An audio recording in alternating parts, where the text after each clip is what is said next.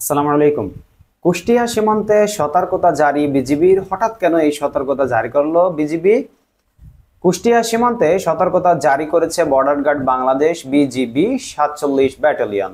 সোমবার রাত ৯টার দিকে ৪৭ বিজিবির অধিনায়ক লেফটেন্যান্ট কর্নেল মোহাম্মদ মাহবুব মোর্শেদ রহমান এক সংবাদ বিজ্ঞপ্তিতে এ তথ্য জানিয়েছেন। সংবাদ বিজ্ঞপ্তিতে লেফটেন্যান্ট কর্নেল মোহাম্মদ মাহবুব মুর্শিদ জানিয়েছেন, বাংলাদেশি জনসাধারণকে সীমান্তের অপর প্রান্তে যে কোনো অনাকাঙ্ক্ষিত প্রাণহানিকারক পরিস্থিতি থেকে নিরাপদ থাকতে অবৈধভাবে অথবা অসতর্কতাবশত সীমান্ত অতিক্রম করার প্রচেষ্টা ও অন্য ঘটনা থেকে বিরত থাকার জন্য অনুরোধ করা হলো।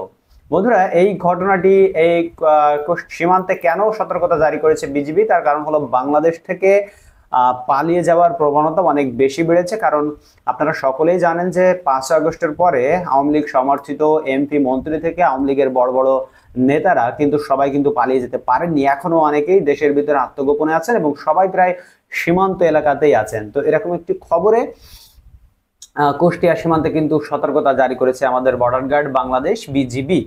এবং এই সতর্ক অবস্থানে আছে আমাদের সাতক্ষীরা সীমান্ত, ভোমরা সীমান্ত, বেনাপোল সীমান্ত এবং সিলেট সীমান্ত সহ বাংলাদেশের সব সীমান্ত এলাকার যে মানুষ, তারা কিন্তু সতর্ক অবস্থানে আছে। অপরিচিত কাউকে দেখলেই তারা পুলিশ এবং যৌথ বাহিনীদেরকে ধরিয়ে দিচ্ছে এবং তাদেরকে খবর দিচ্ছে।